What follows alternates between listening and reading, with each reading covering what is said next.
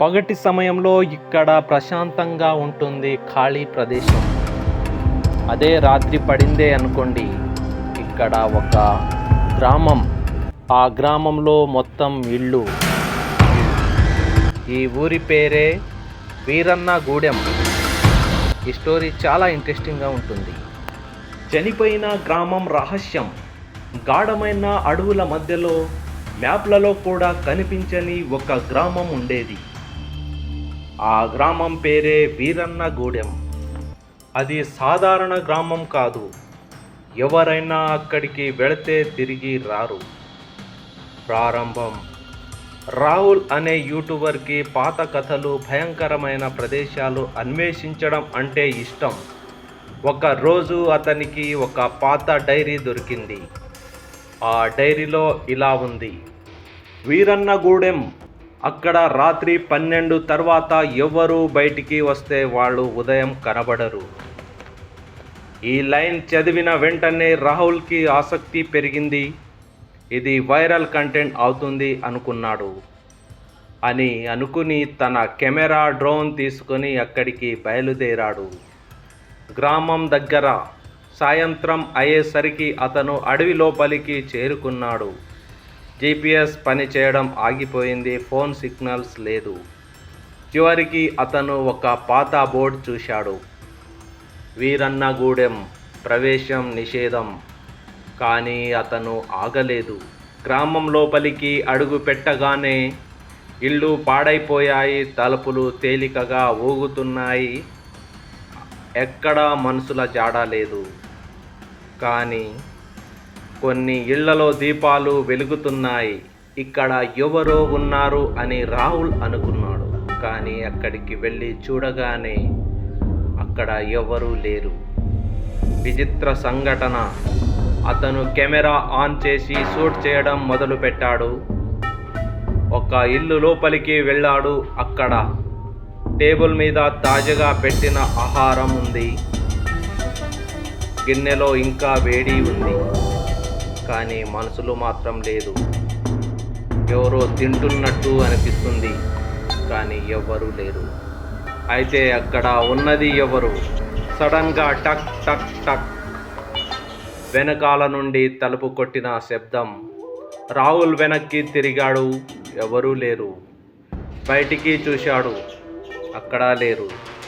రాత్రి 12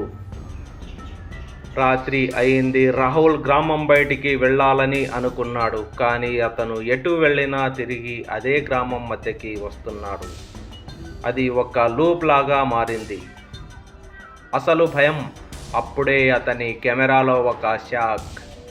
వీడియోలో అతని వెనకాల ఎవరో నడుస్తున్నారు. కానీ అతను వెనక్కి తిరిగితే ఎవరూ లేరు. మళ్ళీ కెమెరాలో చూస్తే అది దగ్గరగా వస్తుంది. నిజం బయటపడింది. ఒక పాత ఇంట్లో అతనికి ఒక రికార్డు దొరికింది. అందులో ఇలా ఉంది: 20 సంవత్సరాల క్రితం గ్రామం మొత్తం ఒకే రాత్రి చనిపోయింది. కారణం ఒక శాపం. గ్రామ పెద్ద ఒక పాత దేవాలయాన్ని కూల్చి అక్కడి శక్తిని తక్కువ అంచనా వేశాడు. ఆ రాత్రే ప్రతి ఒక్కరూ కనిపించకుండా పోయారు. కానీ వాళ్ళ ఆత్మలు గ్రామం వదిలి వెళ్ళలేకపోయాయి. క్లైమాక్స్. రాత్రి 12:30. రాహుల్ చుట్టూ ఒక్కసారిగా చాలామంది నిలబడ్డారు. ఒకేసారిగా సడన్గా భయపడిపోయాడు. కానీ వాళ్ళ ముఖాలు ఖాళీగా ఉన్నాయి. ఇంకా భయపడ్డాడు. ఒక వృద్ధుడు ముందుకు వచ్చి అన్నాడు: ఇక్కడికి వచ్చిన వాళ్ళు ఇక వెళ్ళలేరు. రాహుల్కి గుండె దడ కొట్టుకుంది. అతను వణకడం ప్రారంభించాడు. కానీ అతని ముందు మళ్ళీ అదే బోర్డు: వీరన్నగూడెం, ఇక్కడికి ప్రవేశం లేదు. ఇక్కడికి వచ్చిన వాళ్ళు తిరిగి వెళ్ళలేరు. చివరి వీడియో. మరుసటి రోజు రాహుల్ ఛానల్లో ఒక వీడియో అప్లోడ్ అయింది. Title: I found the dead village. Video చివరిలో కెమెరా పడిపోయింది. స్క్రీన్ బ్లాక్ అయింది. అయితే చివరి 2 సెకండ్స్లలో రాహుల్ కూడా వాళ్ళ మధ్య నిలబడి ఉన్నాడు. ట్విస్ట్: ఇప్పటికీ ఆ వీడియో చూసిన వాళ్ళు చెబుతున్నారు, వీడియోలో బ్యాక్గ్రౌండ్లో ఇంకో కొత్త వ్యక్తి కనిపిస్తాడు. అది వీడియో చూసిన వాళ్ళలో ఎవరో ఒకరు. అండ్ అయితే అక్కడికి వెళ్ళిన రాహుల్ ఏమైపోయాడు? అక్కడ నిజంగా అతని చుట్టుపక్కల ఉన్నవాళ్ళు మనుషులేనా? వాళ్లకు ముఖాలు లేవా? వాళ్ళు దయ్యాలా? మరి అక్కడ దయ్యాలు ఉంటే రాహుల్ అక్కడి నుంచి ఎలా బయటపడ్డాడు? మరి వచ్చి యూట్యూబ్లో వీడియో ఎలా అప్లోడ్ చేశారు? ఇక్కడ రాహుల్ మరి ఆ గ్రామంలో ఒంటరిగా ఎందుకు వెళ్ళాడు? ఎలా వెళ్ళాడు? అతనికి ముందే తెలుసు కదా ఇది ఒక హాంటెడ్ ప్లేస్ అని, అక్కడ చాలామంది చనిపోయారని ఆయనకు ముందే తెలుసు. తనతో పాటు ఫ్రెండ్స్ని తీసుకుపోవచ్చు కదా, ఎందుకు తీసుకువెళ్ళలేదు? ఈ కథ ఒక కల్పితమా లేక నిజంగా జరిగిందా ఇంతవరకు ఎవరికీ తెలియదు. కానీ చెప్తూ ఉంటారు ఈ ఊరు మాత్రం హాంటెడ్ విలేజ్ అని. కానీ దీంట్లో నిజం ఎంతో ఎవరికీ తెలియదు.